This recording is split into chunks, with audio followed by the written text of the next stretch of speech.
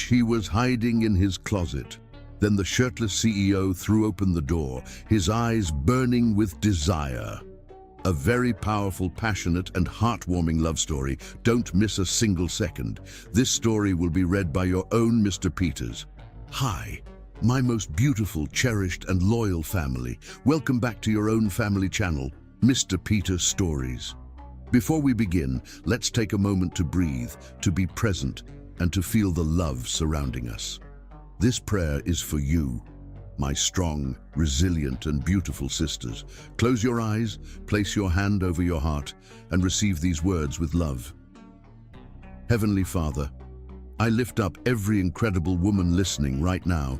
She has carried the weight of the world on her shoulders. She has loved even when her heart was weary. She has given even when she had little left for herself.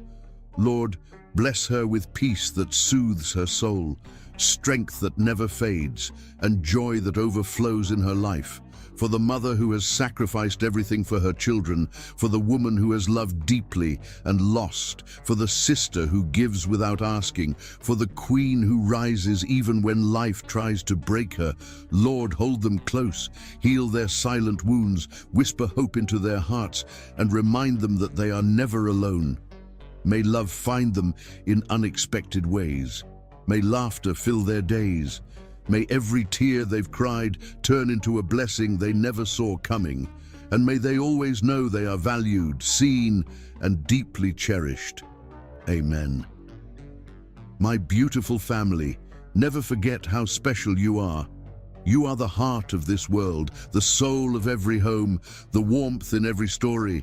You deserve love, happiness, and every beautiful thing life has to offer. And now, my dear family, let's talk about something truly special. A story made just for you. A story of love, resilience, and the kind of romance that makes your heart skip a beat.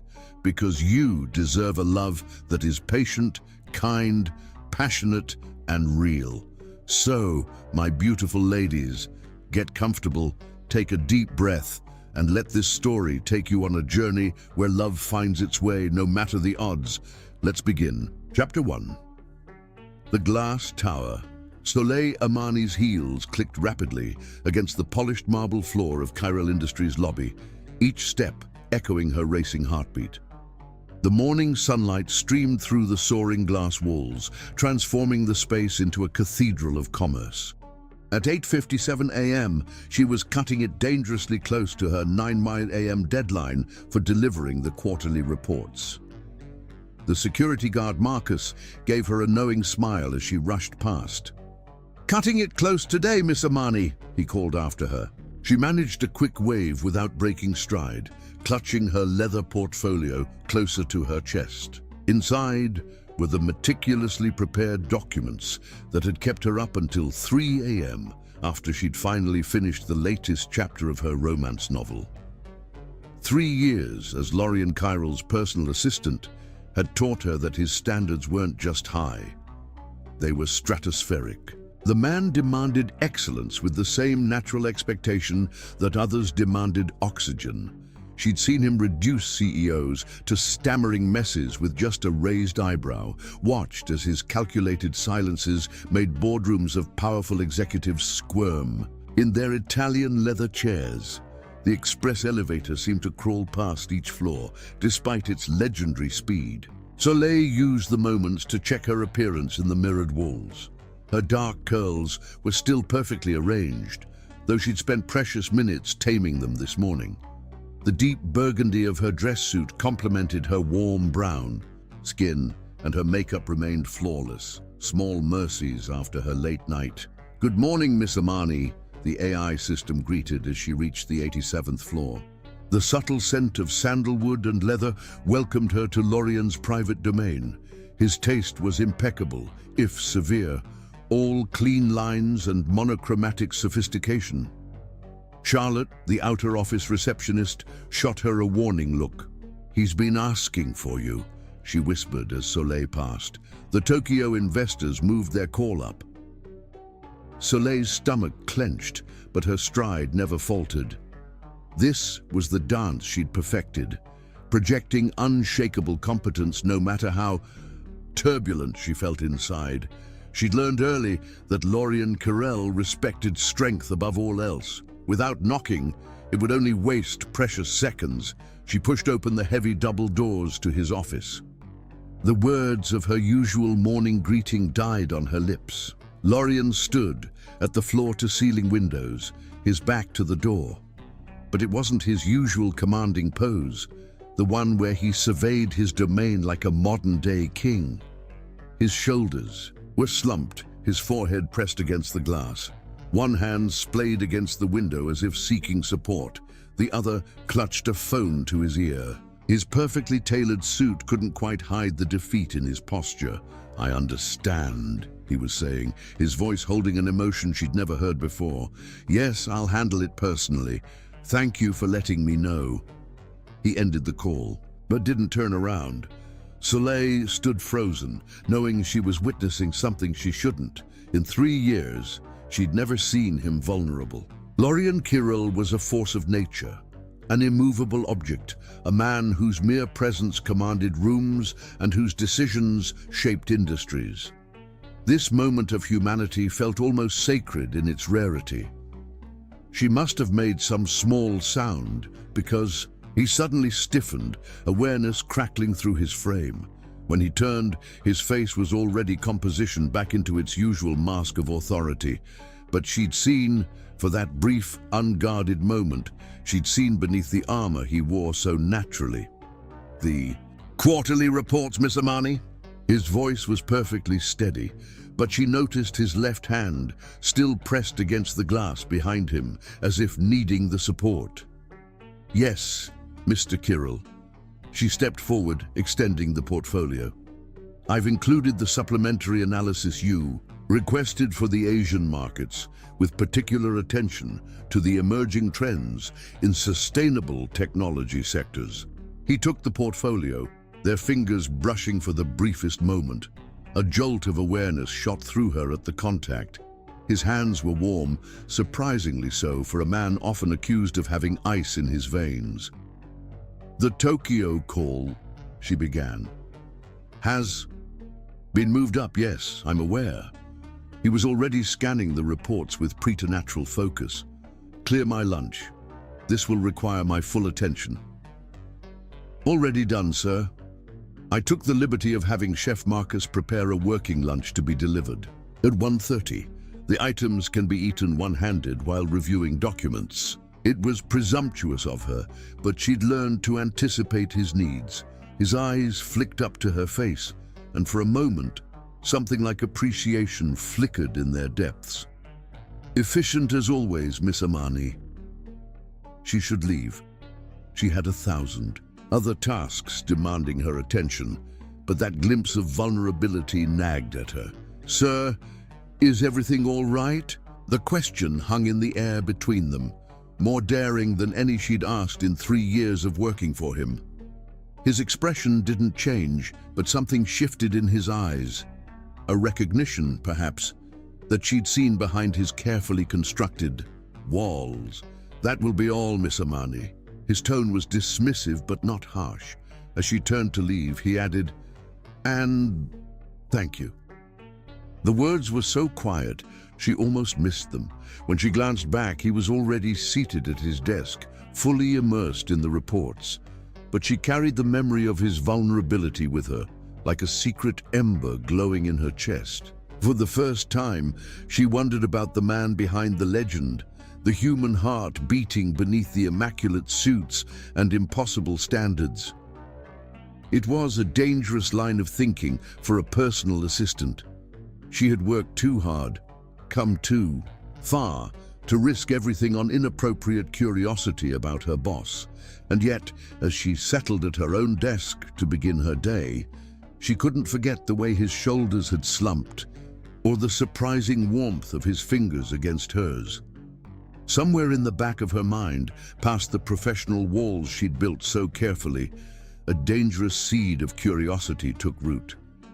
She wanted to know more about Lorian Carell, not the CEO, not the business titan, but the man who pressed his forehead to windows when he thought no one was watching. It was the kind of desire that could destroy careers, or, whispered a reckless voice in her heart, the kind that could change lives.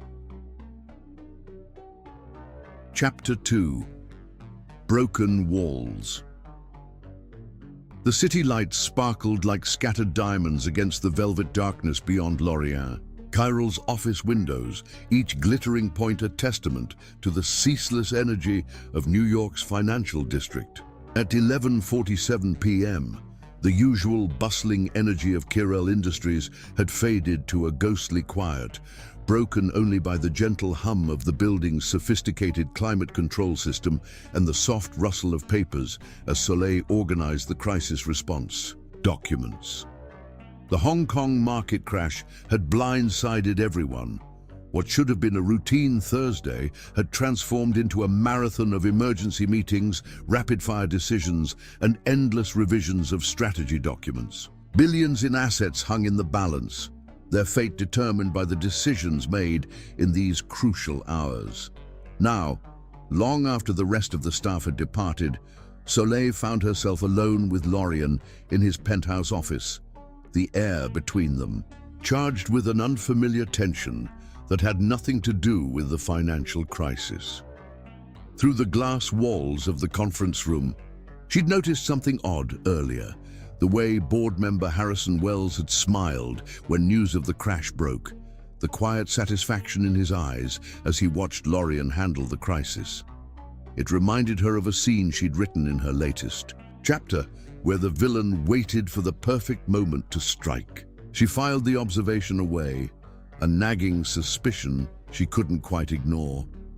She watched Lorient from the corner of her eye as she sorted through another stack of reports, her practiced efficiency masking the flutter in her chest each time she glanced his way. His jacket was gone, crisp white shirt sleeves rolled up to reveal powerful forearms that spoke of hidden hours in the corporate gym. His usually perfect hair showed signs of the countless times he'd run his fingers through it in frustration, each disheveled strand making him appear more human, more accessible. Between urgent calls and strategy sessions, she'd been secretly working on her novel, pouring her confused emotions into her protagonist's journey. The words flowed easier here, surrounded by the drama of real-life power plays and unspoken desires. Her heroine was falling for someone supposedly out of her reach, a plot point that felt increasingly autobiographical with each passing hour. The stunning city vista spread out before them through the floor-to-ceiling windows, a glittering tapestry of lights and shadows that seemed to mirror the complexity of the moment unfolding between them. A memo had crossed her desk earlier about charitable donations to foster care programs, the signature not quite matching Lorient's usual authoritative scrawl. She'd filed it away without comment, but the detail nagged at her writer's instinct for significant details. The latest projections from Singapore, she said, approaching his desk with yet another folder. The thick carpet muffled her footsteps. She'd abandoned her heels hours ago, a small concession to comfort in this endless night. Her stockinged feet sank into the plush fibers, adding to the strange intimacy of the moment. As she reached for his empty coffee cup, meaning to fetch a fresh one, her elbow caught the edge of his desk, disturbing the delicate balance of exhaustion and precision they'd been maintaining. Time seemed to slow as the cup tipped, dark liquid arcing through the air in an elegant trajectory before splashing across the pristine white documents spread across his desk. Horror froze her in place as coffee seeped into paper that represented millions in potential losses or gains.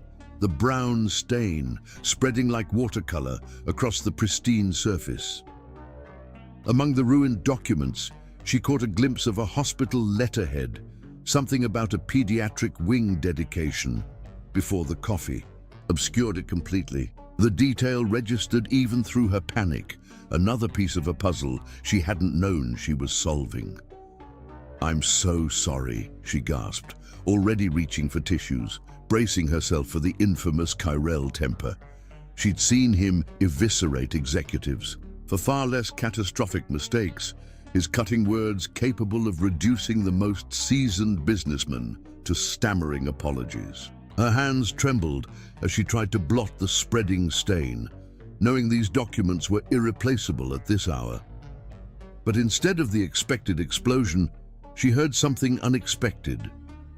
A soft, almost gentle sigh that seemed to carry the weight of more than just this moment. "Leave it," Lorien said, his voice holding none of its usual sharp edge. When she looked up, startled by his tone, she found him watching her with an expression she'd never seen before, something almost tender in his tired eyes, a warmth that made her breath catch in her throat. He rose from his chair with fluid grace, moving around the desk to stand beside her. The subtle scent of his cologne enveloped her, a masculine blend of cedar and something darker that made her pulse quicken. "Here," he said quietly, reaching past her to grab a box of proper tissues. Their fingers brushed as he handed them to her, that same electric awareness jolting through her body at the contact. But this time, neither of them pulled away immediately. Together, they cleaned up the spill in silence, but it was a silence filled with unspoken words and growing awareness. The usual crackling tension that surrounded Lorien had softened into something different, something that made her intensely aware of his proximity, of the way his presence seemed to envelop her in warmth rather than intimidation. "It's just paper," he said finally, surprising her again with the gentleness in his voice. "We can reprint what we need." His voice had lost its usual commanding resonance, replaced by something more human, more real. When she dared to meet his eyes, she found them focused on her face with an intensity that made her breath catch, as if he were seeing her truly for the first time. Through the windows, she caught sight of Harrison Wells in the building across the street, still in his office at this late hour. He appeared to be in intense discussion with other board members, their expressions serious even at this distance. Another detail for her writer's mind to file away, another thread in the tapestry of tension she was beginning to sense. The crisis demanded their attention long into the night, but something had shifted in their dynamic. Their usual efficient dance had gained new undertones, each interaction charged with awareness and possibility. She found herself studying him when he wasn't looking, noting how his commanding presence softened when dealing with junior staff. The way his eyes held shadows of old pain when certain topics arose.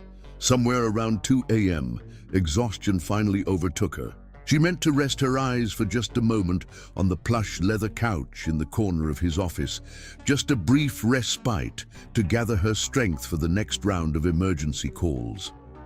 The soft leather welcomed her like an embrace, and despite her best intentions, sleep claimed her swiftly.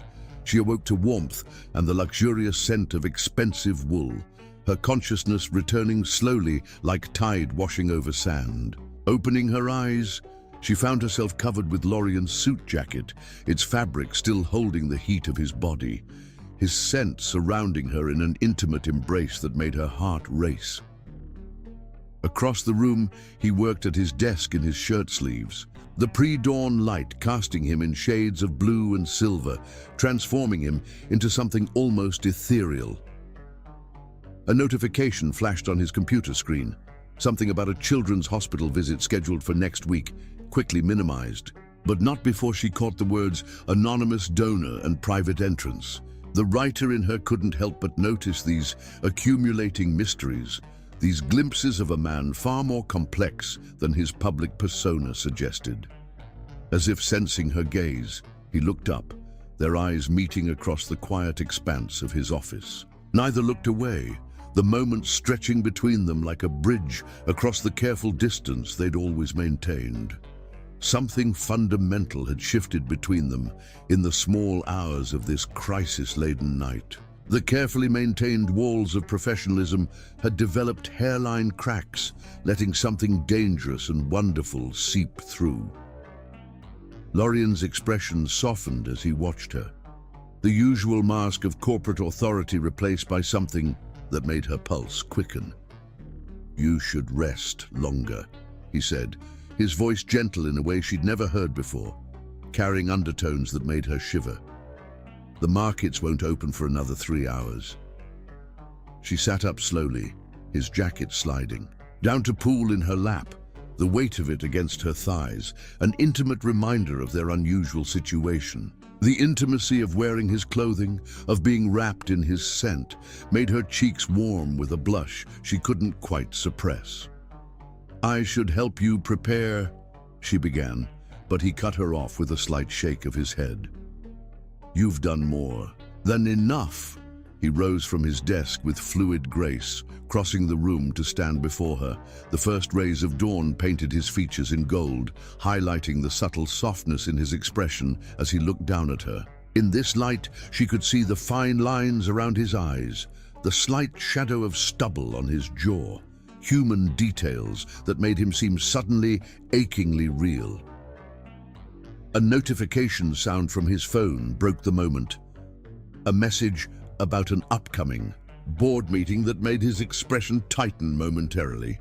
She caught a glimpse of Wells' name in the preview before Lorien silenced the device, another piece of the puzzle she was unconsciously assembling. "The quarterly projections are as ready as they'll ever be," he said, his voice regaining its professional edge, though something warmer lingered in his eyes.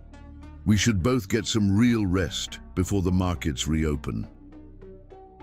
But as they prepared to leave the office, gathering their belongings in the growing dawn light, Soleil knew something had irreversibly changed. The walls between them had developed their first cracks, and through those fissures, she'd glimpsed something that both thrilled and terrified her. The possibility that behind Lorien Kirell's corporate armor beat a heart as lonely and yearning as her own. As she watched him secure his office, she realized she could never again see him as just her boss. The question was, what would they become instead? And more importantly, what secrets lay hidden behind those cracks in his carefully constructed facade? Her writer's instinct told her there was far more to discover, both about the man himself and about the undercurrents of power and plotting that swirled through the glass tower they both called home. The dawn light streamed through the windows, painting the office in shades of possibility, as if nature itself was conspiring to illuminate the new path unfolding before them. A path that promised both danger and delights she'd only dared to dream about in the pages of her secret novels. What she couldn't know then was how prophetic those novels would prove to be, as reality began to mirror fiction in ways she never could have imagined. Chapter 3. The Secret Revelation. The annual Kirell Industries Charity Gala was 6 weeks away, and Soleil's desk had transformed into a strategic command center. Vendor contracts, guest lists, and seating arrangements covered every surface, each detail requiring her meticulous attention. The late autumn sunlight spilled through the windows, casting long shadows across her workspace as she cross-referenced donor histories with her growing list of mysteries surrounding Lorien Kirell. Her writer's instinct had been working overtime, lately collecting seemingly disconnected details like pieces of an intricate puzzle. The mismatched signatures on certain charitable donations, the carefully worded memos about anonymous contributions, the way Harrison Wells and his board allies watched Lorien during meetings, their expressions calculating in a way that made her uneasy.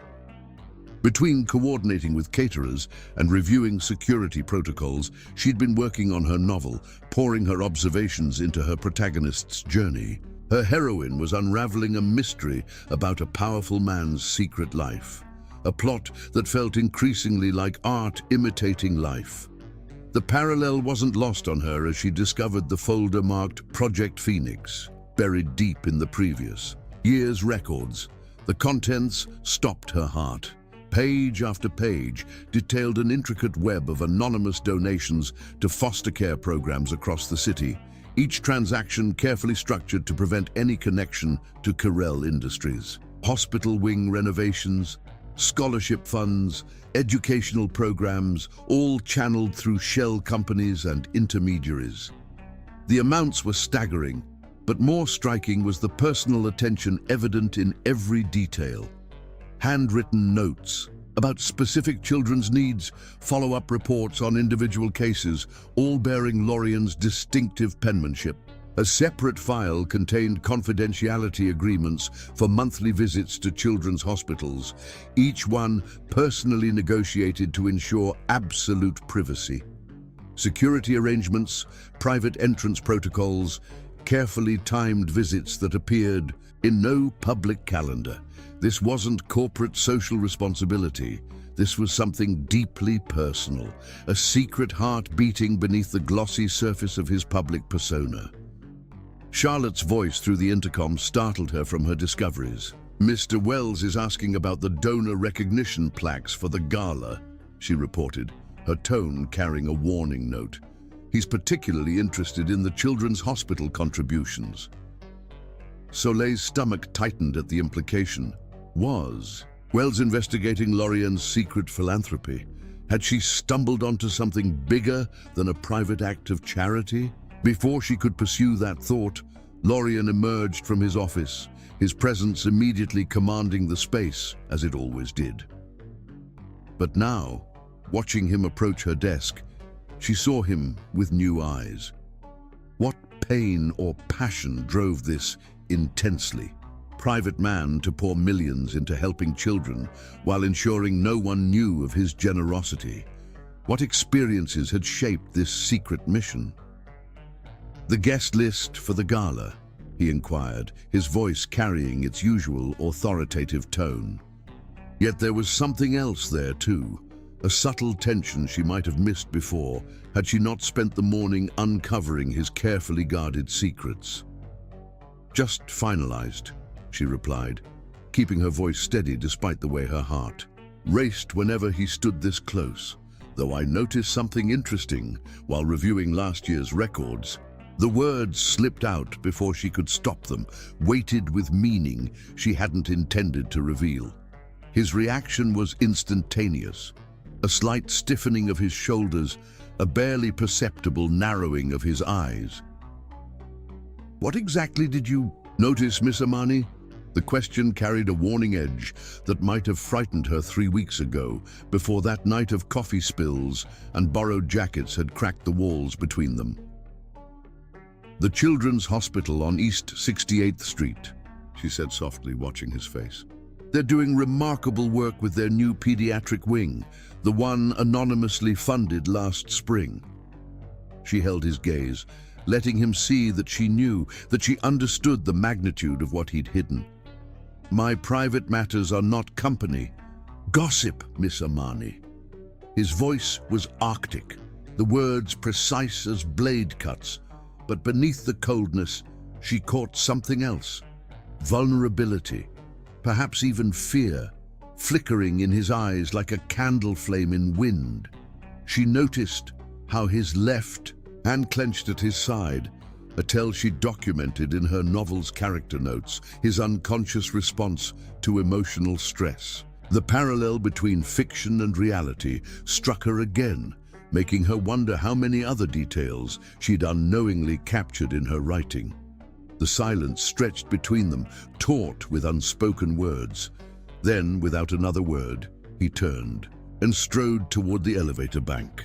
Soleil watched him go, her heart heavy with the knowledge that she'd crossed some invisible line. The rest of the afternoon passed in a blur of tense silence and careful avoidance. As sunset approached, she found herself on the office terrace, seeking clarity in the cooling air. The city spread out below like a living thing, its lights beginning to twinkle in the gathering dusk. She hadn't expected to find him there, standing alone at the railing, his usual imposing presence somehow more human in the gentle evening light. "I was 7 when I entered the foster system," he said without turning, his voice so quiet she had to step closer to hear him. "My mother died of an overdose. I never knew my father. Each word seemed carved from something precious and painful, offered up like rare gems in the gathering dusk. Soleil moved to stand beside him at the railing, close enough to feel the warmth, radiating from his body, but not quite touching. Above them, the first stars began to appear, tiny diamonds scattered across darkening silk. "You don't have to explain," she said softly, though her heart ached to know more, to understand the layers of this complex man beside her. "Don't I?" He turned to look at her then, and the raw honesty in his expression took her breath away. "You've seen behind the curtain now, Soleil. You've found the truth I've spent years hiding." Her given name on his lips sent shivers down her spine. He'd never used it before. A notification lit up his phone screen. Another message from Wells about the gala donor recognition. Lorian's jaw tightened as he silenced it, and Soleil caught a glimpse of the board members' increasingly aggressive inquiries about charitable giving records. "I went through 12 foster homes in 6 years, he continued, his gaze returning to the cityscape. "Some were decent, others—" He left the sentence unfinished, but his clenched jaw spoke volumes. "I fought my way out. Scholarships, multiple jobs, decades of 60-hour weeks and ruthless focus. I built this company from nothing, built myself from nothing." Understanding dawned, like the stars appearing above them. The reason for his legendary drive, his relentless pursuit of excellence, his carefully maintained control. He'd forged himself in the fires of abandonment and uncertainty, building walls as high as the tower they stood in. "The money means nothing if it doesn't serve a purpose," he said, his voice gaining strength. "Those children in the hospitals, in the foster homes, they need more than just survival. They need hope, a future, a chance to build something of their own." His hand rested on the railing near hers, not quite touching but close enough that she could feel the heat of his skin. "But why keep it secret?" she asked, though she thought she already knew the answer. The publicity could inspire others to help. "This isn't about publicity or corporate image." There was steel in his voice now, but also passion, the kind that made her heart race. "This is about giving them what I never had, without making them feel like charity cases. Their dignity matters more than my reputation." The night air had grown cooler, but Soleil barely noticed, too caught up in this rare moment of candor. When she finally spoke, her voice was barely above a whisper. "Thank you for telling me." His hand moved then, covering hers on the railing. The touch sent electricity dancing up her arm, but neither pulled away. "Thank you for seeing me," he replied, the words carrying layers of meaning that made her breath catch.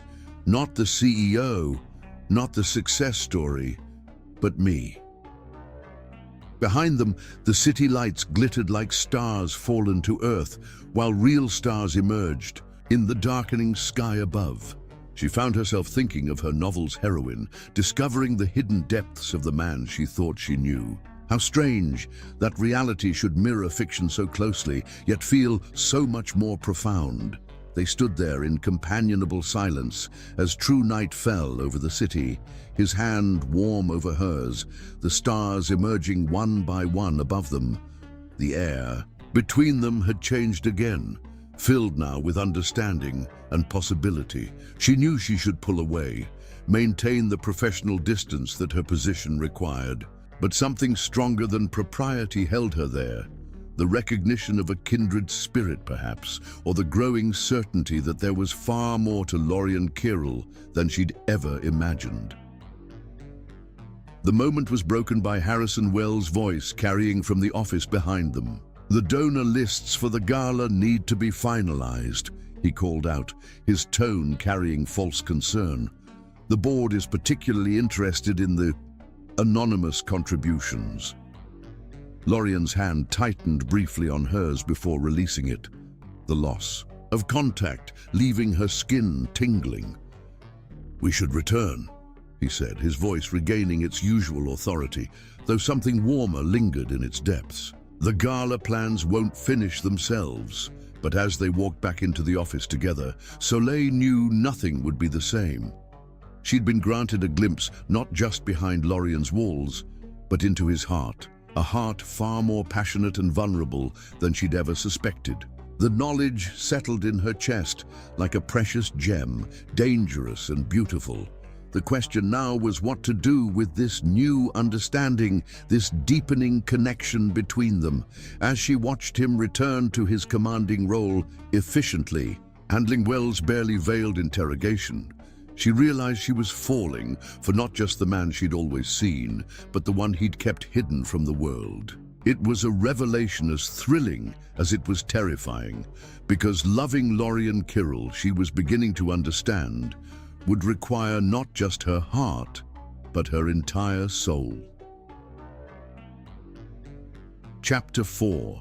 The Closest Encounter. The Kirrell Industries annual charity gala transformed the grand ballroom of the Celestial Hotel into a shimmering wonderland of crystal and starlight. Thousands of tiny lights twinkled overhead like a captured constellation, their glow reflecting off polished marble floors and crystal champagne flutes. Soleil watched from a discreet corner, clipboard pressed to her chest, as New York's elite moved through the space she'd spent months perfecting. Her borrowed emerald silk gown whispered against her skin with each movement, the couture creation, making her feel simultaneously powerful and vulnerable. Charlotte from reception had insisted she couldn't oversee such a prestigious event in her usual business attire, practically forcing her to accept the loan of this stunning dress. Now, watching Lorien command the room in his impeccable tuxedo, she was grateful for her friend's intervention. Even if she had to work from the shadows, at least she could do so, feeling like she belonged in this glittering world. Lorien moved through the crowd with practiced ease, his natural authority somehow enhanced by formal wear. The perfectly tailored tuxedo emphasized his broad shoulders and lean strength, making him look like something out of a classic film. She found her eyes drawn to him repeatedly throughout the evening, cataloging the subtle differences between his public smile and the rare, genuine ones she'd glimpsed in private moments. The conversation she overheard at the bar nearly stopped. Her heart, two board members, their voices loosened by expensive scotch, discussing plans to force Lorien out during next quarter's shareholders' meeting. They had documents, they claimed, evidence of irregularities in certain charitable donations. Her blood ran cold as she realized they'd discovered his secret philanthropy and planned to twist it against him. Without conscious thought, she found herself moving through the crowd toward Lorien's private suite. The information couldn't wait. Until morning, the board members were meeting with key shareholders tonight during the gala. Her heels clicked rapidly against the marble floors of the hotel corridor, her heart pounding in time with each step. The outer office was empty. When she arrived, the security detail presumably occupied with the gala downstairs. She pushed open the door to his private chambers without thinking, the urgency of her news overwhelming her usual professional boundaries. The sound of running water stopped her in her tracks. Panic froze her in place as she realized Lorien was in the shower, likely preparing for his keynote speech. She turned to flee, but voices in the corridor forced her to make a split-second decision. Without thinking, she ducked into his walk-in closet, pulling the door nearly closed, just as the outer door opened. "Mr. Kirrell," a male voice called out, "your next meeting has been moved up. They're asking for you in 15 minutes. The shower stopped.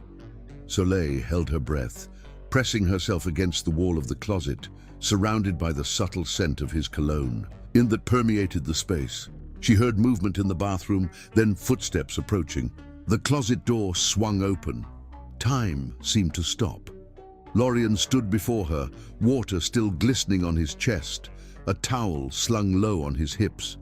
Droplets traced paths down his sculpted torso, catching the light like liquid diamonds. His dark hair was damp and tousled, giving him a dangerously appealing air of dishevelment.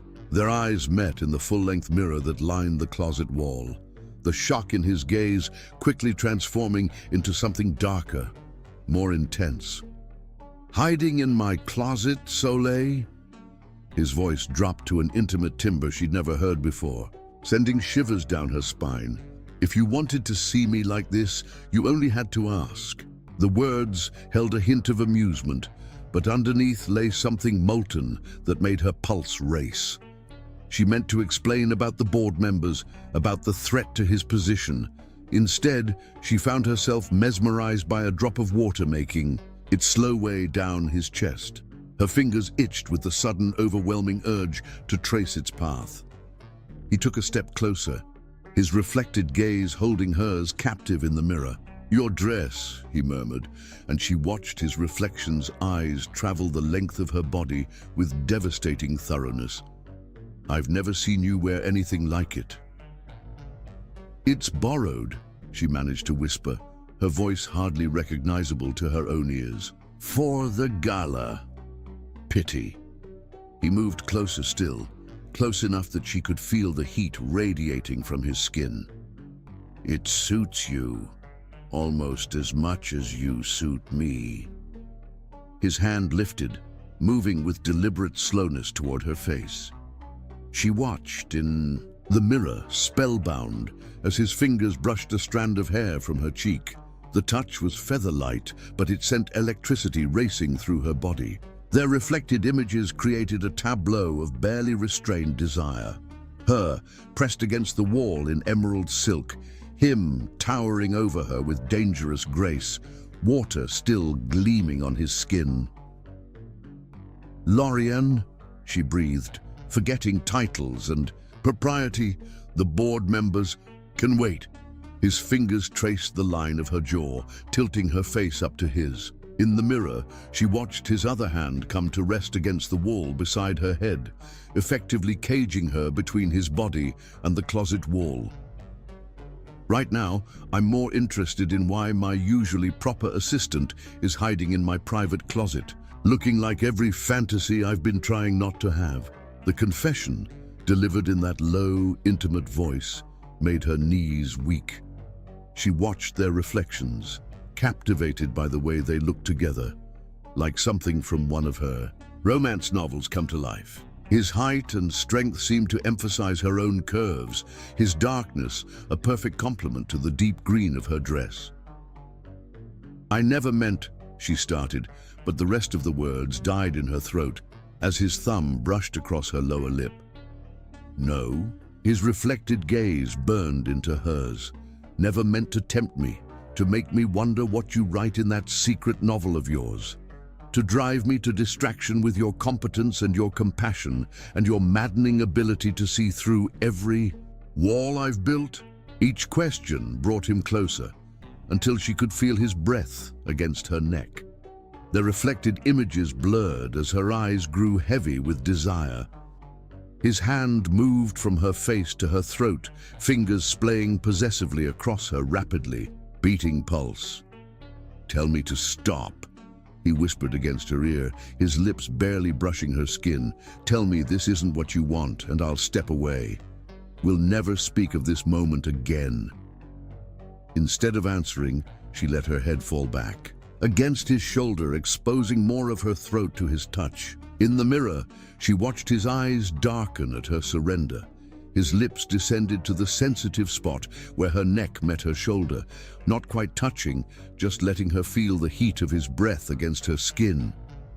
A sharp knock at the outer door shattered the moment. "Mr. Kirill, the shareholders are waiting." Reality crashed back like a bucket of ice water.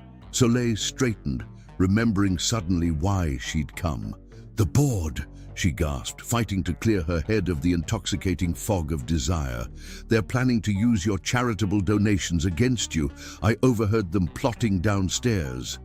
His hand tightened briefly on her throat before releasing her. When she met his eyes in the mirror again, the passionate haze had been replaced by sharp focus. But something of the heat remained as he looked at her, a promise of unfinished business that made her shiver. "We'll deal with the board," he said, his voice regaining its usual authority, though it remained pitched low for her ears alone. "And then, my dear Soleil, we'll finish this conversation, properly, without interruptions." He stepped back, allowing cool air to rush between them. The loss of his heat made her sway slightly, her body already missing his proximity. "The green silk," he added, his eyes making one more devastating sweep of her figure. "Keep it. It belongs on you." With that, he turned and strode into his bedroom, leaving her trembling in the closet. She watched his reflection until he disappeared. From view, her heart pounding and her skin still tingling from his touch. Only then did she allow herself to sag against the wall, pressing her hands to her flushed cheeks. The woman who looked back at her from the mirror was transformed, cheeks flushed, eyes bright, lips slightly parted. She looked like someone who had been thoroughly kissed, even though he'd barely touched her. The intensity of their encounter had left its mark on her just the same, turning her into someone both familiar and strange. A woman who knew exactly what she wanted, and what she wanted was the most powerful man in New York. As she slipped out of the closet and made her way back to the gala, she could still feel the ghost of his touch on her skin, the heat of his gaze in the mirror. Something fundamental had shifted between them, moving from possibility to inevitability. The only question now was how long they could resist the gravitational pull drawing them together, and what would happen when they finally stopped trying. Chapter 5: Dangerous Games. The aftermath of their closet encounter lingered in the air between them like perfume, subtle but undeniable. Each morning, Soleil would find fresh flowers on her desk, exotic blooms in deep emerald vessels that matched the silk dress she now kept hidden in the back of her closet. No card accompanied them, but she didn't need one. The message was clear in the way Lorien's eyes found hers across rooms, in the deliberate brush of his fingers when she handed him documents. Their professional interactions had transformed into an exquisite form of torture. Lorien began a subtle seduction that drove her to distraction, standing unnecessarily close during meetings, his cologne wrapping around her like an invisible embrace. His hand would rest at the small of her back. As they reviewed documents, the heat of his palm burning through her silk blouse. In board meetings, he'd catch her eye while making crucial points, as if sharing a private joke only they understood. Soleil found herself responding with her own quiet rebellion. She took to wearing her hair down, remembering how his eyes had followed the dark waves during their encounter in his closet. She chose perfumes that made his nostrils flare when she passed, selected clothes that emphasized the curves his hands had ached to touch. Their daily interactions became charged with unspoken desire, every gesture weighted with meaning. "The Anderson contract needs your signature," she said one morning, placing the document on his desk. Instead of stepping back, she leaned forward to indicate the signature line, knowing the movement would send a wave of her carefully chosen perfume toward him. His sharp intake of breath was barely audible, but it sent satisfaction coursing through her veins. "Miss Amani," he murmured, his voice pitched low enough that only she could hear. "You're playing a dangerous game," but his eyes, when they met hers, held heat rather than warning. "I learned from the best, Mr. Kirill," she replied, matching his tone. Their faces were close enough that she could see the flecks of gold in his dark eyes, count the subtle signs of restrained desire in his expression. The tension between them grew with each passing day, building like pressure in a sealed chamber. Their verbal sparring took on new undertones, professional exchanges laden with double meanings. Every late-night working session became an exercise in self-control, the air growing thicker with possibility as the hours stretched on. It was during one such evening that fate decided to intervene. They were alone in his private elevator, descending from the penthouse office after a particularly intense strategy session. The slight sway of the car made Soleil acutely aware of Lorien's presence. Beside her, of the scant inches separating their bodies in the confined space. Without warning, the elevator shuddered to a stop. The main lights flickered out, replaced by the soft glow of emergency lighting that bathed them in intimate shadows.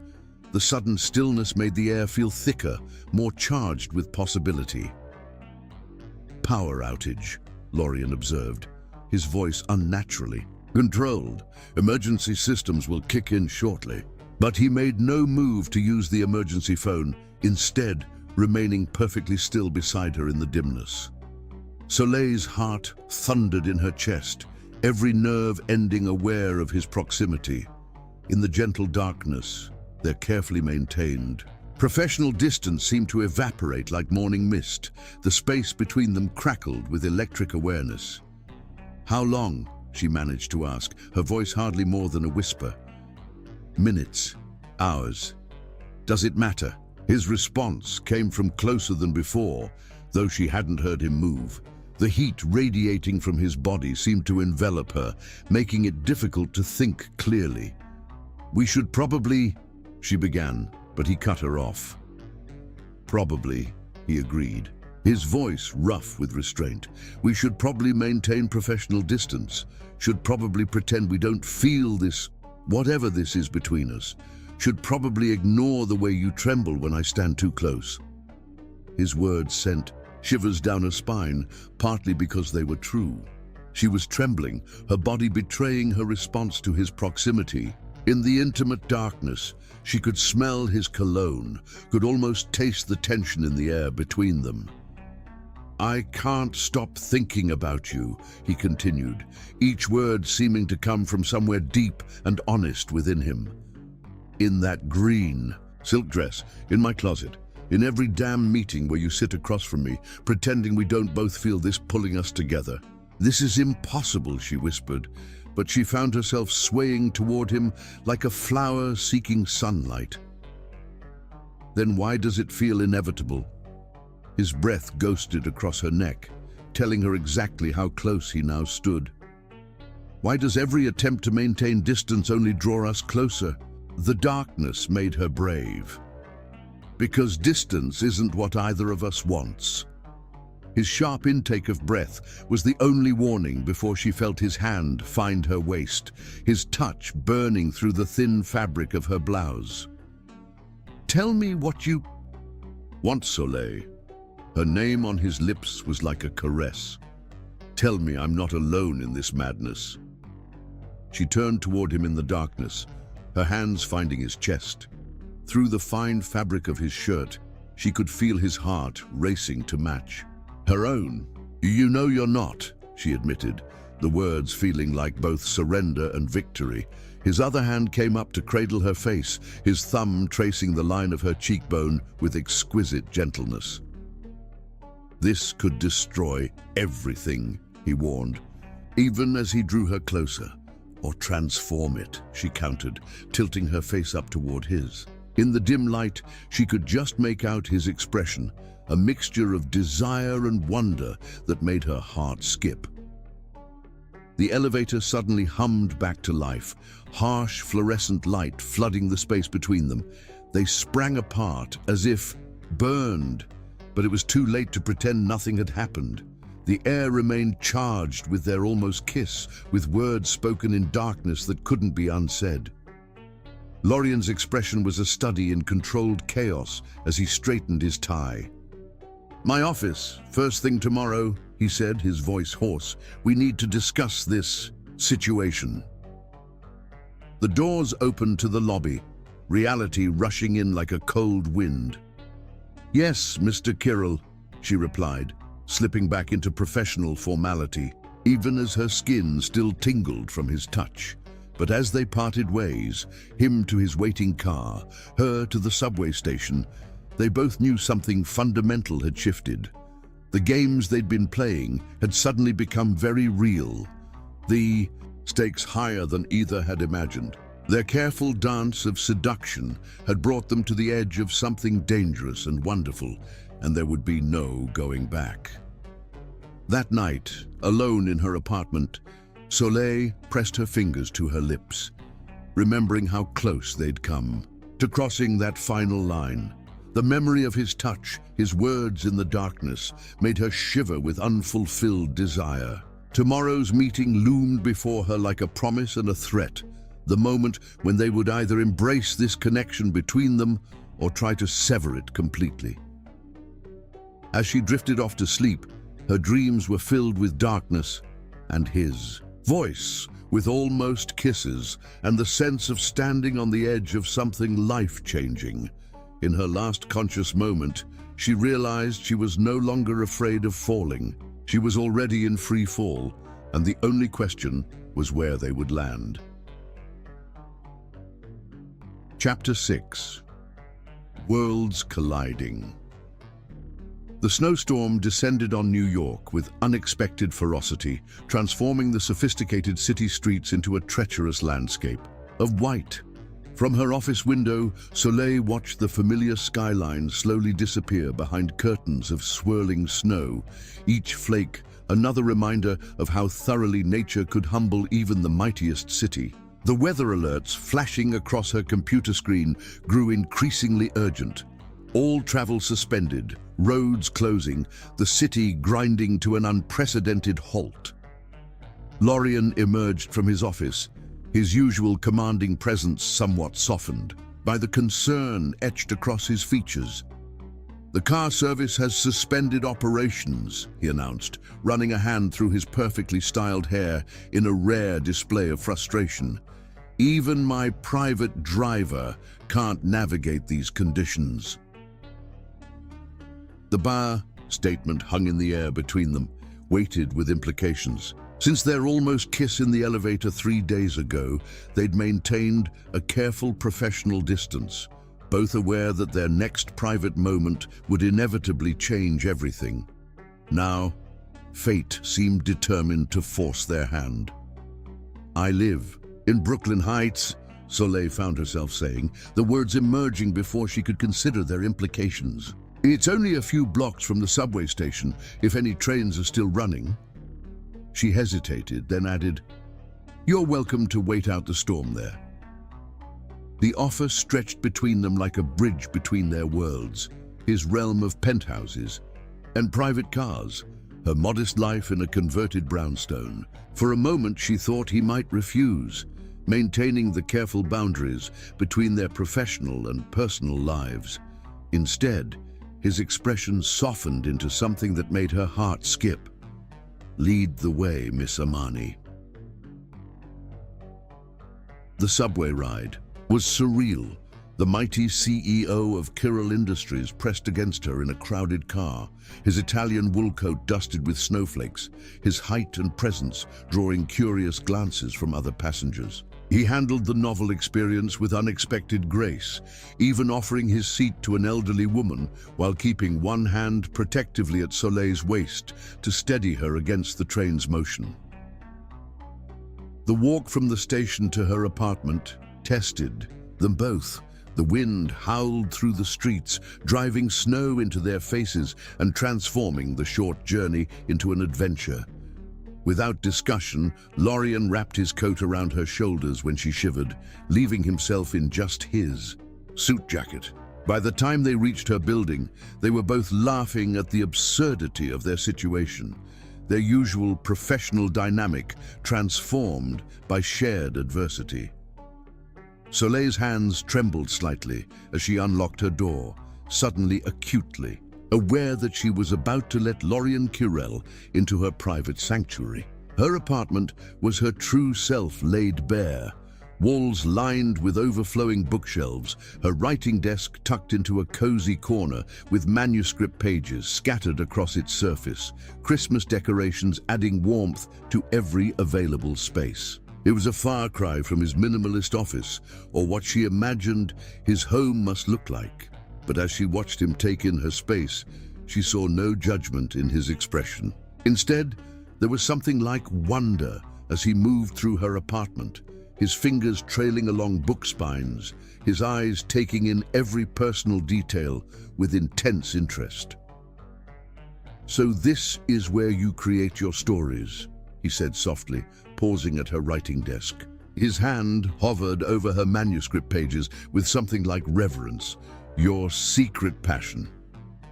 Before she could respond, a knock at the door startled them both. Solecito, a familiar voice called out. I saw you coming in from my window. You must be freezing, mi amor.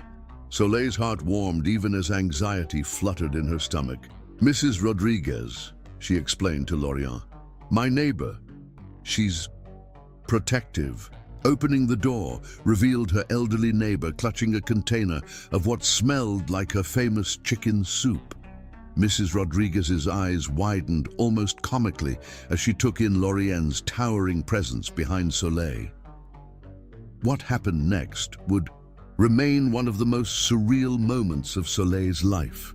Lorient stepped forward with a warm smile that transformed his entire face. Señora Rodriguez, he said in perfect Spanish, taking the soup from her hands with graceful courtesy. I've heard so much about your cooking. The aroma alone confirms everything Soleil has told me. Mrs. Rodriguez practically glowed with pleasure, switching to rapid-fire Spanish as she insisted on bringing more food, more blankets, anything they might need to weather the storm. Lorient matched her enthusiasm, his usual corporate mask completely gone as he engaged in easy conversation with her neighbor. When Mrs. Rodriguez mentioned her leaking sink, Lorient's response left Soleil speechless. Show me, he said simply, rolling up his pristine shirt sleeves without hesitation. She watched in amazement as New York's most powerful CEO followed her elderly neighbor to her apartment, returning 30 minutes later with damp sleeves, but a satisfied expression. The washer was worn, he explained, accepting the towel Soleil handed him. It's fixed now, though she'll need a proper plumber to replace it soon. There was something almost shy in his expression, as if unsure how she would react to this display of practical skills. The evening unfolded like a dream after that. They shared Mrs. Rodriguez's soup and homemade cookies, sitting on Soleil's well-worn couch while watching classic Christmas movies. The storm raged outside, but inside her apartment something magical was happening. Walls were coming down, worlds were merging, and the man she'd known only in corporate armor was revealing new layers that made her heart ache with tenderness. Lorient proved to be a different person entirely in the intimate setting of her home. He asked questions about her books, listened with genuine interest as she explained the plot of her novel, and shared surprising insights about the classic films they watched. When she shivered despite the blanket wrapped around her shoulders, he drew her closer without pretense, his body heat warming her more effectively than any throw. As the evening wore on, exhaustion from their snowy adventure began to take its toll. Soleil found herself drifting off against Lorient's shoulder, lulled by his steady heartbeat and the gentle pattern he was tracing on her arm. She meant to stay awake, to maintain some semblance of propriety, but the combination of his warmth and the storm's white noise proved irresistible. Instead of waking her, Lorient adjusted their position on the couch, cradling her more securely against his chest. Through half-closed eyes, she watched him watching the snow fall outside her window, his expression more peaceful than she'd ever seen it.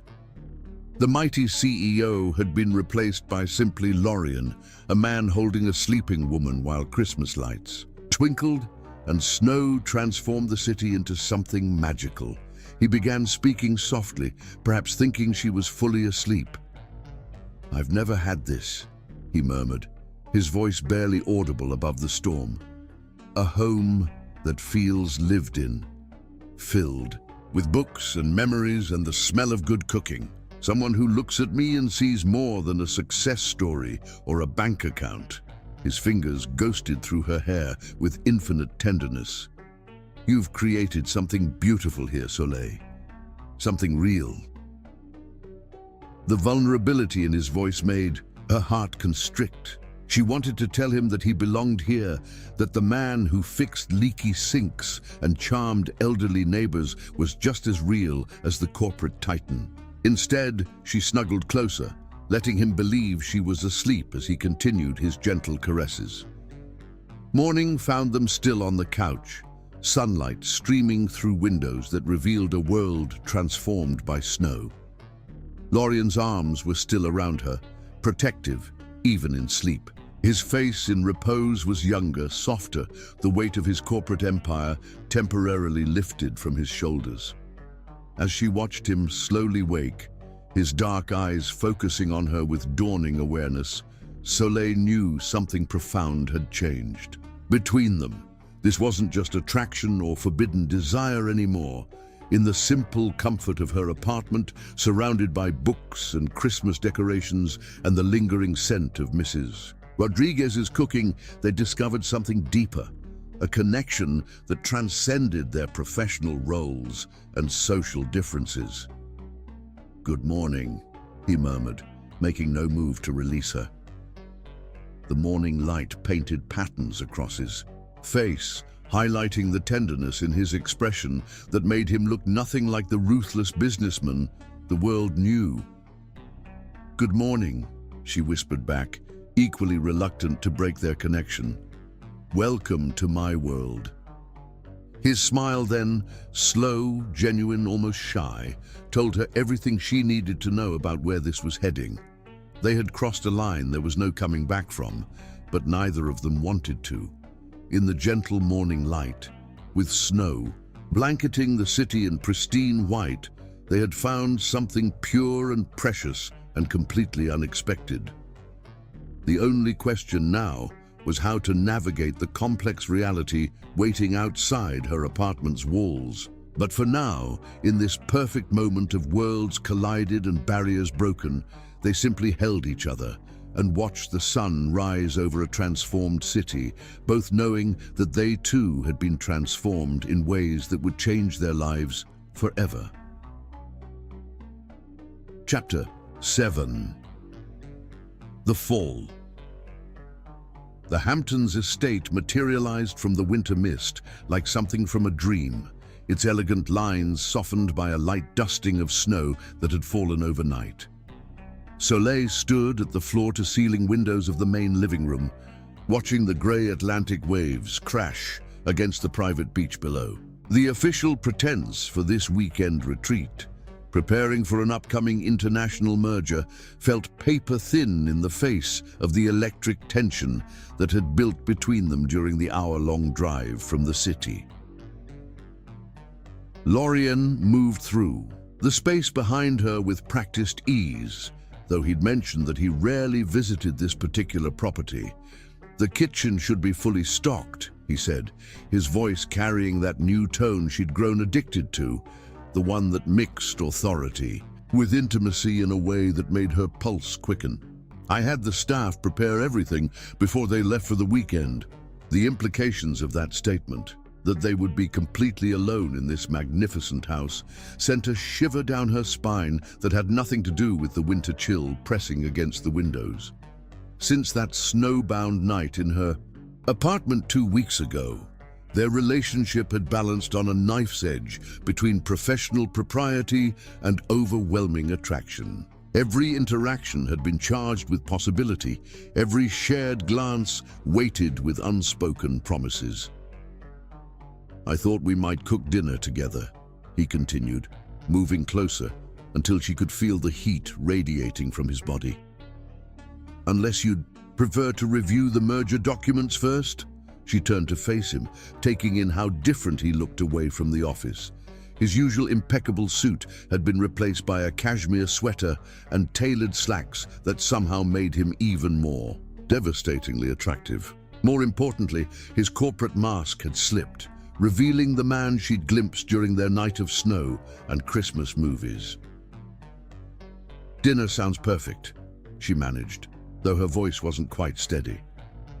The way he was looking at her, as if she were something precious and desired, made it difficult to focus on mundane matters like food preparation. The kitchen proved to be a chef's dream, all professional-grade appliances and gleaming surfaces. But it was the domesticity of the scene that undid her. Lorien rolling up his sleeves to chop vegetables, the easy way they moved around each other in the space, the casual touches that grew increasingly deliberate as they worked. When he reached past her to grab herbs from a hanging basket, his chest pressed against her back for a moment longer than necessary, his breath warm against her neck. It happened so naturally that later, she couldn't have said who moved first. One moment she was stirring the sauce, the next his hand was cupping her face, turning her toward him with exquisite gentleness. Time seemed to slow as he studied her features, his thumb tracing the line of her cheekbone with a reverence that made her heart ache. "We can't go back from this," he murmured, his voice rough with emotion. "If I kiss you now, everything changes." In response, she rose on her tiptoes, bringing her lips to within a breath of his. Maybe everything already has. The first brush of his lips against hers was surprisingly gentle, a question more than a demand. But when she sighed into the kiss, her hands sliding up his chest to curl around his neck, something broke loose inside him. His arms wrapped around her waist, lifting her slightly as he deepened the kiss with a passion that stole her breath. She tasted hints of the wine they'd been cooking with, but mostly she tasted him, warm and male and intoxicating in a way that made her head spin. They broke apart only when the sauce began to bubble over, the mundane interruption drawing breathless laughter from them both. But the barrier had been broken, and through dinner, their touches grew increasingly bold, their gazes more heated. By the time they moved to the living room, where a fire crackled in the massive stone fireplace, the pretense of professional distance had evaporated completely. The firelight painted Lorien's features in gold and shadow as he drew her down onto the plush rug before the hearth. This kiss was different, deeper, hungrier, filled with months of pent-up longing. His hands roamed her body with increasing urgency, learning her curves through the soft fabric of her sweater. When she arched into his touch, he groaned against her mouth, the sound igniting something primal inside her. "You're so beautiful," he breathed between kisses, his voice filled with wonder. "I've imagined this so many times, but reality..." He trailed off as she nipped gently at his lower lip, his hands tightening on her hips. Their clothing fell away piece by piece, each new expanse of skin explored with reverent touches and heated kisses. The firelight gilded their bodies as they came together, turning their joining into something almost sacred. Lorien worshipped her with his hands and mouth, drawing sounds from her she hadn't known she could make. When he finally entered her, the feeling of completeness brought tears to her eyes. They moved together with increasing urgency, the perfect synchronization they'd developed in the office translating into something far more intimate. Lorien whispered, her name like a prayer, his control finally shattering as they reached the peak together. Afterward, he gathered her close, pressing soft kisses to her temple as their breathing slowly steadied. The fire had burned low when Soleil finally found her voice again. "I'm afraid," she admitted, tracing patterns on his chest with her fingertips. "Of what?" His hand didn't stop its gentle stroking of her back, but she felt him tense slightly beneath her. "Of losing everything we've built professionally. Of the gossip, the accusations of sleeping my way to the top." She pushed up on one elbow to look at him, needing to see his face. "Of how much this means to me already." Lorien's expression softened as he tucked a strand of hair behind her ear. "I won't let anyone harm you," he promised, his voice fierce with protection. "We'll figure this out together." They made love again in his massive bed upstairs, taking their time to learn each other's bodies with exquisite thoroughness. As snow began to fall outside the windows, they explored each other with increasing boldness, discovering all the ways they could bring each other pleasure. Every touch, every kiss, every whispered endearment deepened their connection. turning physical attraction into something far more dangerous and wonderful. The weekend passed in a blur of intimate moments and shared discoveries.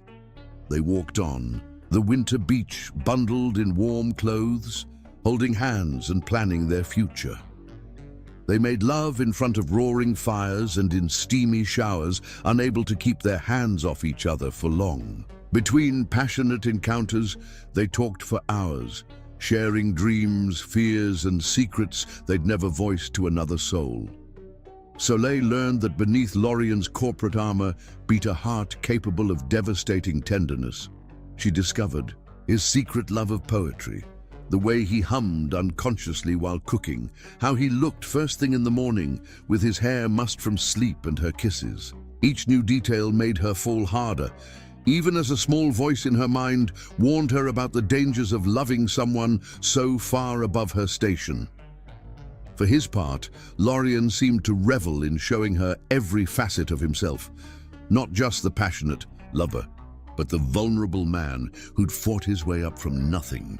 He shared stories of his hardest times in foster care, of the loneliness of his rise to power, of how seeing her that first day had awakened something he'd thought long buried. "You make me want things I'd convinced myself I could never have," he confessed late Sunday night, holding her close in the afterglow of their lovemaking. A real connection, a partner who sees past the power and money, a future that's about more than just business success. She kissed him softly, pouring all her growing feelings into the gesture. "We can have that future," she whispered against his lips, "together." But as they drove back to the city Monday morning, reality began to intrude on their perfect bubble. The first call from the office reminded them of the complex web of professional and social obligations waiting to tangle their newfound relationship. Soleil felt Lorien's hand tighten on hers as he listened to messages about board meetings and shareholder concerns. "We'll make this work," he promised again, bringing her hand to his lips. "No matter what it takes." Looking at his beloved profile against the winter sunrise, Soleil wanted desperately to believe him. But she couldn't shake the feeling that their perfect weekend had been just that. Perfect, and therefore impossible to maintain in the real world. As the city skyline appeared through the morning mist, she sent up a silent prayer that their love would be strong enough to weather whatever storms awaited them. What she didn't know, couldn't know, was that the greatest test of their love was already in motion, set to break over them like a tsunami the moment they stepped back into their corporate lives. But for now, she let herself bask in the warmth of his love, memorizing every detail of this magical weekend when two hearts had finally fallen in perfect synchronization. Chapter 8. Shattered Glass. The photographs hit the internet on a pristine Tuesday morning, spreading through the financial district like wildfire. Soleil first noticed something was wrong when she entered the Chiral Industries lobby and conversations abruptly ceased, replaced by pointed whispers and barely concealed stares. Marcus, the security guard who had always greeted her with warmth, couldn't quite meet her eyes as he scanned her badge. The tabloid images were everywhere, grainy but unmistakable shots of her and Lorien walking hand in hand on the Hamptons beach, kissing on his terrace, entering the estate together. The captions were brutal in their implications. Kirell's latest conquest, from secretary to mistress, the price of promotion. Each headline felt like a physical blow, reducing their profound connection to something tawdry and transactional. Charlotte intercepted her before she could reach her desk, her face tight with concern. "The board has called an emergency meeting," she whispered, pressing a cup of coffee into Soleil's trembling hands. "They're questioning his judgment during the merger. Negotiations. The timing couldn't be worse." The morning unfolded like a slow-motion nightmare. Whispers followed Soleil through the corridors. Accusations of sleeping her way to the top, speculation about how long she'd been trading favors for advancement. Worse were the pitying looks from those who had once respected her, as if her years of dedication and competence had been erased by a few photographs. She hadn't seen Lorien since they'd parted Monday evening, both agreeing to maintain professional distance at the office. Now, watching him stride into the emergency board meeting, she barely recognized him. The warm, passionate man who had held her so tenderly just days ago had been replaced by someone cold and forbidding, his features set in harsh lines that made her heart constrict. As his personal assistant, Soleil was required to attend the meeting, taking notes while trying to make herself as invisible as possible. The board members' hostility was palpable, their concerns about the merger negotiations barely masking their real agenda. This kind of scandal, at this crucial juncture, drawled Harrison Wells, the head of the board, raises serious questions about leadership judgment. The Matsuura Group is notoriously conservative. If they get wind of this indiscretion, the entire merger could collapse. Lorien sat at the head of the table, his posture radiating controlled power. My personal life has no bearing on this company's business decisions or capabilities, he stated, his voice carrying that familiar note of authority that had once made Soleil weak at the knees. Now it just made her cold. Your personal life becomes our business when it threatens a multi-billion-dollar deal, Wells countered. Not to mention the potential shareholder revolt if they think you're compromised by inappropriate entanglements. The pause before those last words felt like a slap. Soleil's pen trembled slightly as she continued taking notes, fighting to maintain her professional composure even as her world crumbled around her. The relationship is insignificant, Lorien said suddenly, his voice cutting through the tension like a blade. A momentary lapse in judgment that will not be repeated. The words hit Soleil with physical force, driving the air from her lungs. She looked up involuntarily, meeting his eyes across the polished expanse of the conference table. For a fraction of a second, she thought she saw anguish in his expression, but it was gone so quickly she might have imagined it. Miss Amani means nothing to me beyond her role as an efficient assistant, he continued, his tone dismissive. The photographs represent an unfortunate indiscretion that will not impact this company's operations or reputation. I suggest we focus on matters of actual importance. Each word was a shard of glass in her heart, cutting deeper than any tabloid headline. This wasn't just professional distance. This was complete denial of everything they'd shared, everything they'd promised each other in tender moments by the fire. The man who had whispered poetry against her skin, who had held her like she was precious, was systematically destroying every beautiful memory they'd created. The meeting continued, but Soleil barely heard it through the roaring in her ears. She maintained her composure through sheer force of will, her pen moving automatically across the page, though she couldn't have said what she was writing. When the board finally filed out, satisfied by Lorien's apparent indifference to the scandal, she remained seated, staring at her notes without seeing them. Soleil, Lorien said softly, once they were alone. He took a step toward her, his expression cracking slightly to reveal something of the man she'd known. Let me explain. Don't. She stood, gathering her papers with hands that refused to shake. You've explained enough, Mr. Kirill. I think you've made your position perfectly clear. The board needed to hear that I mean nothing to you. She finally looked at him, letting him see the depth of pain in her eyes. That I'm insignificant, an indiscretion. Each word felt like poison on her tongue. Message received, sir, loud and clear. She moved toward the door, her heels clicking against the marble floor with terrible finality.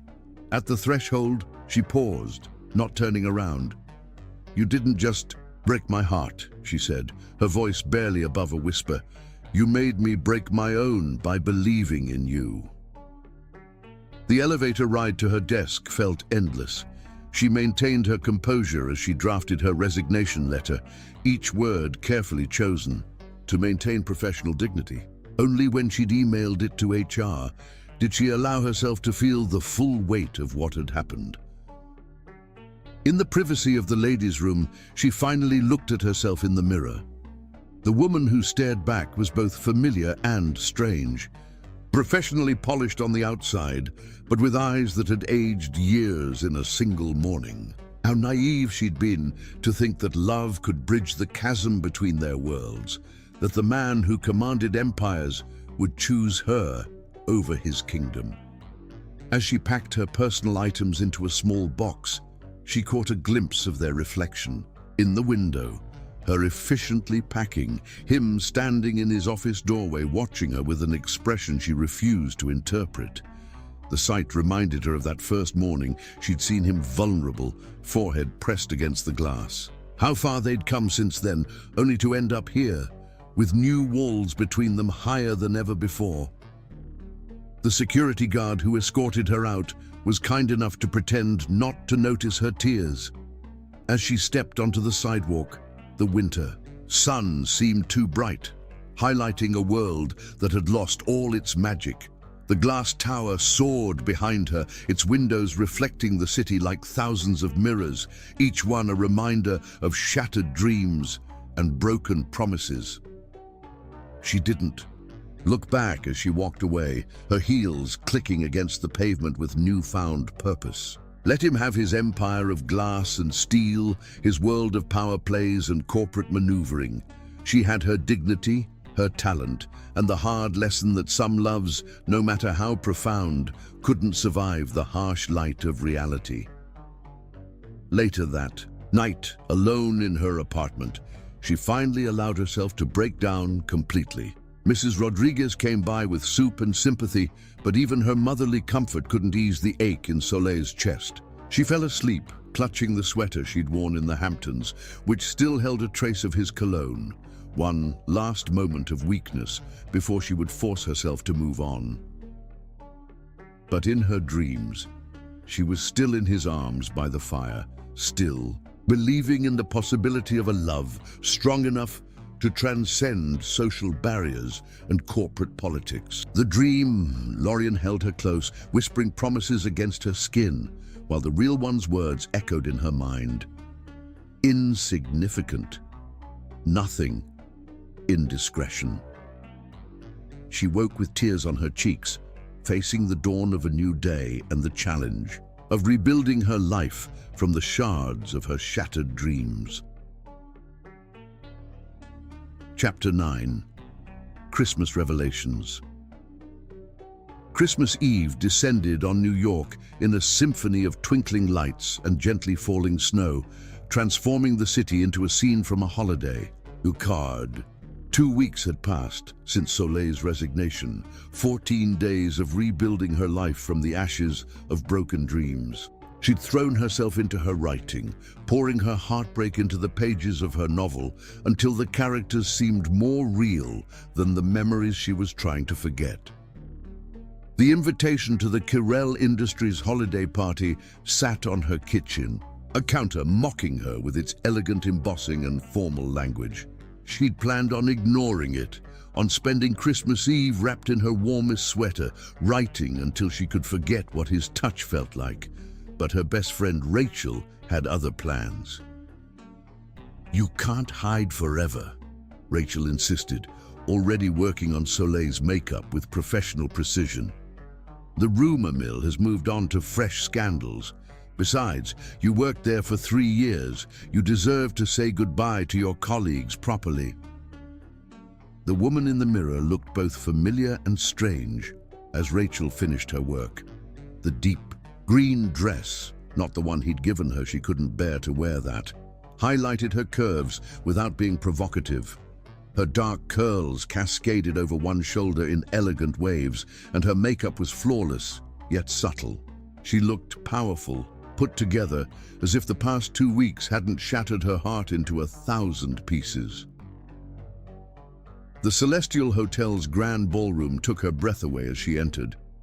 The space had been transformed into a winter wonderland, with crystal snowflakes suspended from the ceiling and elegant white branches creating an enchanted forest effect. The decorations followed her original plans exactly, plans she'd made before everything fell apart, when she still believed in magic and love and happy endings. Charlotte spotted her first, rushing over to envelop her in a warm embrace. "We've missed you so much," she whispered, squeezing Soleil's hands. "It's not the same without you." Her eyes darted to something over Soleil's shoulder, her expression turning worried. "He's here, of course. He looks different, haunted, almost." Before Soleil could respond, she felt it, that electric awareness that had always signaled his presence. The crowd seemed to part like a scene from a movie, revealing Lorien standing across the room. Their eyes met with almost physical force. He looked thinner, she noticed, the perfectly tailored tuxedo emphasizing the new sharpness of his features.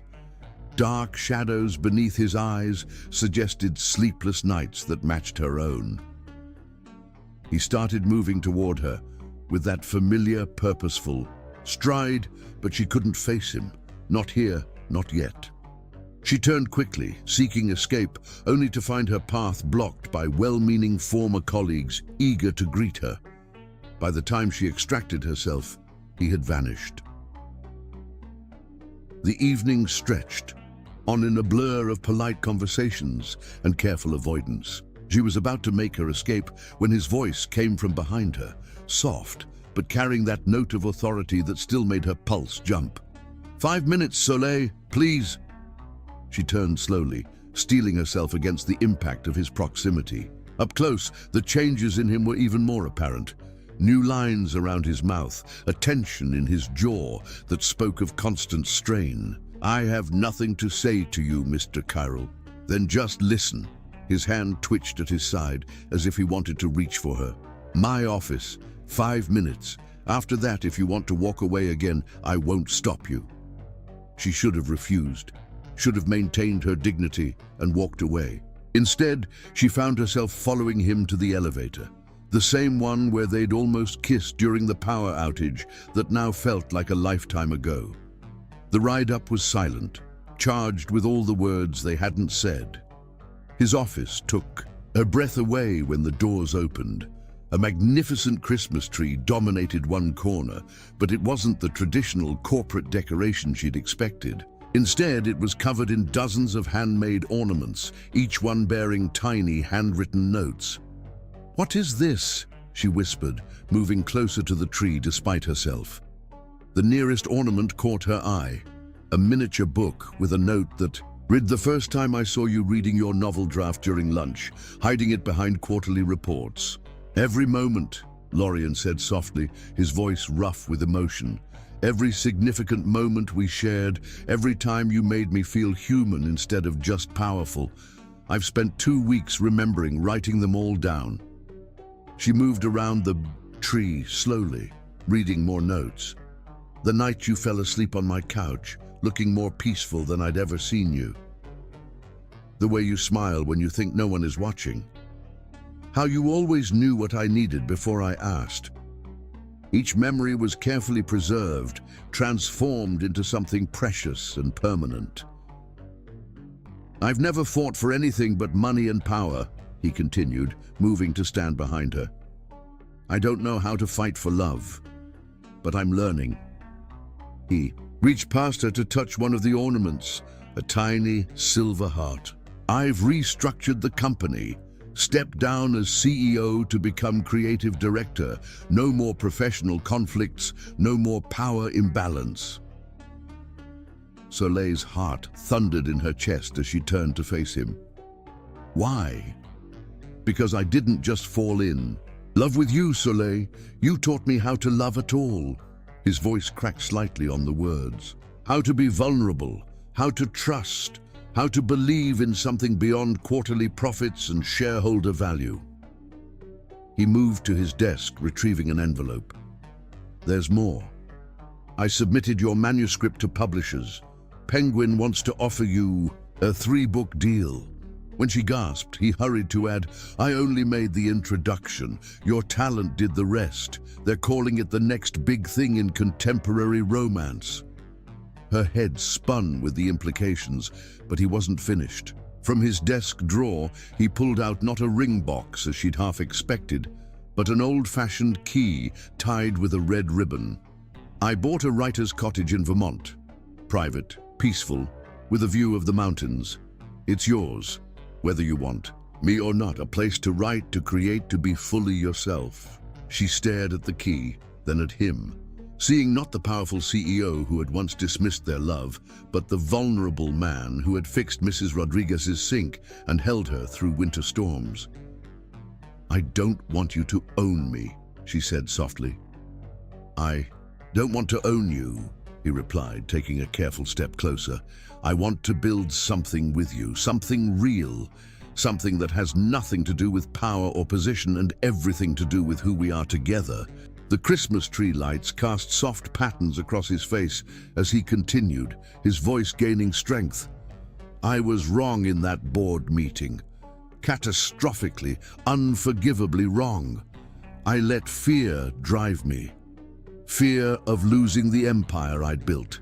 Fear of being vulnerable in front of people who'd only ever respected my strength. But in trying to protect everything I'd built, I destroyed the only thing that really mattered." He reached for her slowly, giving her time to pull away. When she didn't, his hands came to frame her face with exquisite gentleness.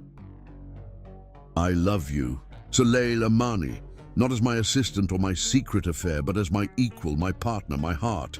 If you can forgive me, I'll spend the rest of my life making sure you never doubt that again." Tears slipped down her cheeks as she studied his face, seeing the truth written in every line of it.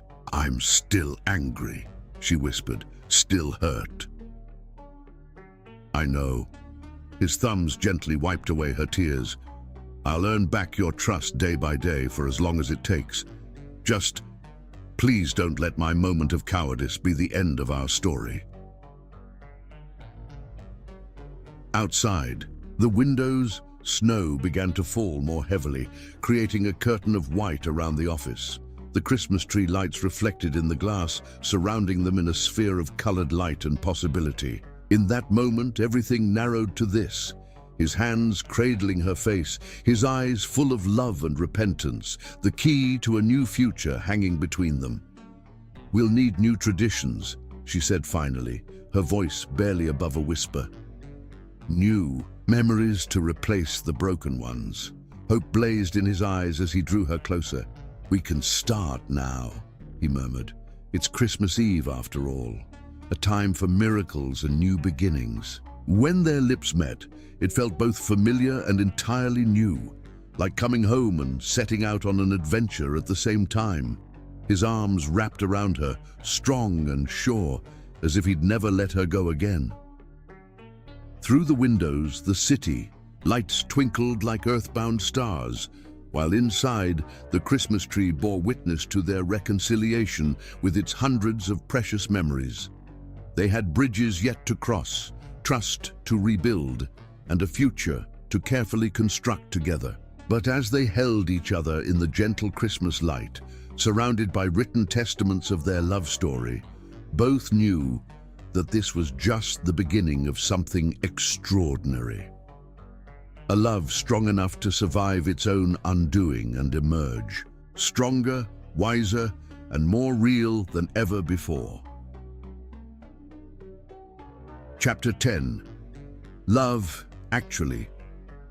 Christmas morning dawned in a symphony of golden light and gently falling snow, transforming Soleil's modest Brooklyn apartment into something magical. The scent of fresh coffee and baking pastries mingled with the pine fragrance of her small Christmas tree, creating an atmosphere of homey warmth that seemed to embrace everyone gathered in the cozy space.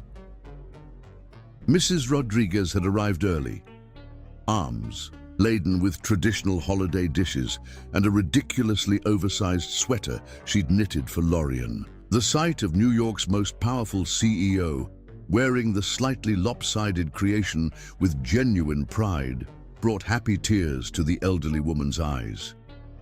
He wore it now as he helped serve breakfast, moving through Soleil's small kitchen with the same grace he once commanded boardrooms.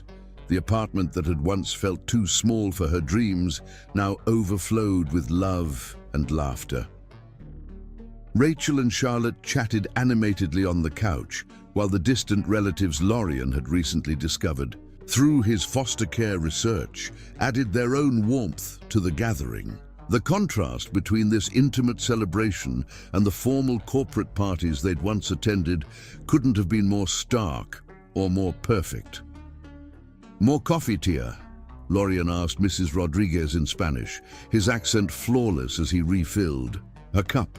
The tender way he treated her elderly neighbor, like the grandmother he'd never had, made Soleil's heart swell with love. This was the real man behind the corporate mask, caring, genuine, and capable of such profound gentleness. Later that afternoon, they made their way to the annual Children's Hospital charity event. But this year was different. Instead of orchestrating, from the shadows, Soleil stood proudly at Lorian's side as he took the stage. The crowd of New York's elite fell silent, perhaps expecting another polished corporate speech about charitable giving and tax benefits. What they got instead was something entirely unexpected. Lorian looked directly at Soleil as he began to speak, his voice carrying none of its usual corporate authority. Instead, it held something far more powerful: absolute authenticity. "I stand before you not as a CEO or a business leader," he began, his voice rich with emotion, "but as a man who learned his most important lesson far too late in life. You see, I was once a foster child who built walls around his heart, believing that vulnerability was weakness and control was strength." The silence in the room deepened as he continued, every eye riveted to this unprecedented display of openness. "From a man known for his impenetrable facade, I constructed an empire of glass and steel, thinking it would protect me from the pain of connection. But in doing so, I nearly lost the one thing that makes any of this worthwhile: love." His gaze never left Soleil's face as he spoke. "It took someone extraordinary to show me that true strength lies not in the walls we build, but in the courage to let them fall. Someone who saw past the power and the position to the scared foster child still hiding behind them. Someone who taught me that love isn't found in boardrooms or bank accounts. It's found in quiet moments of truth, in the courage to be seen for who you really are." Moving away from the podium, Lorian made his way to where Soleil stood, taking her hand. In his, before turning back to the audience, "This hospital, these children we're here to help. They don't need our pity or our distant charity.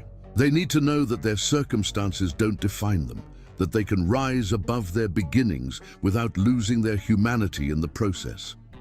I know because I was them, and because someone taught me that the greatest achievement isn't in rising to the top, it's in remaining human once you get there." The room erupted in applause, but neither Lorian nor Soleil noticed. They were lost in each other's eyes, the rest of the world fading away as it always did when they connected. On this deep, soul-touching level, his thumb stroked gentle patterns on her palm, a tender gesture that spoke volumes about how far they'd come. As midnight approached, they stood together on the rooftop garden of his building. The city spread out before them like a carpet of stars. Snow fell gently around them, each flake catching the light like tiny diamonds. Soleil wore the emerald silk dress, his first gift to her, while Lorian still proudly sported Mrs. Rodriguez's Christmas sweater beneath his formal coat. "I have something for you," he said softly, producing a small package wrapped in simple brown paper. Inside, Soleil found a leather-bound journal, its pages filled with his handwriting. "Every day we were apart, I wrote to you.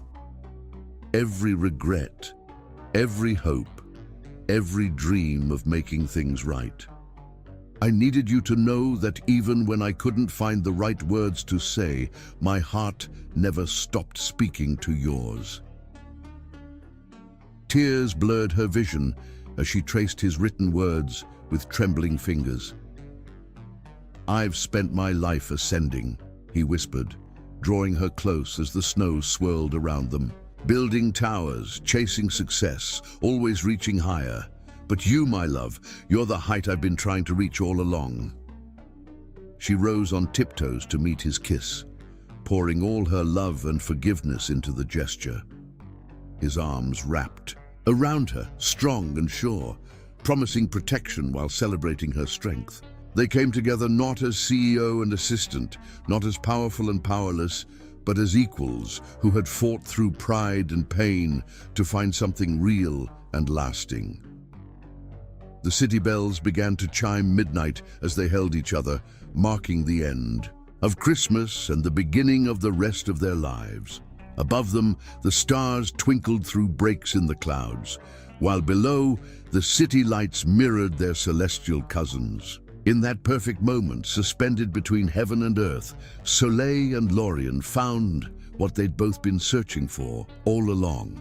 Not success or power or validation, but the simple, profound miracle of being truly known and loved.